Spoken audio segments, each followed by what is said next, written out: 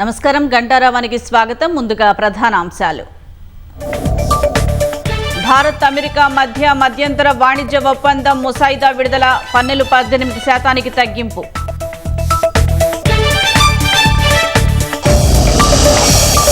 యుఎస్తో వాణిజ్య ఒప్పందంపై ప్రధాని మోదీ హర్షం, ఇరు దేశాల మధ్య బలమైన భాగస్వామ్యం ప్రతిబింబిస్తోందని వెల్లడి.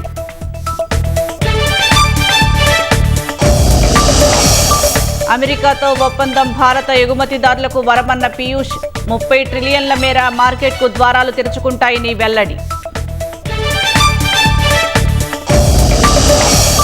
ఎమ్మెల్యేల అనర్హత పిటిషన్లపై స్పీకర్కి సుప్రీంకోర్టు తుది గడువు, 3 వారాల్లో నిర్ణయం తీసుకోకుంటే ధిక్కరణ చర్యలు తప్పవని స్పష్టీకరణ.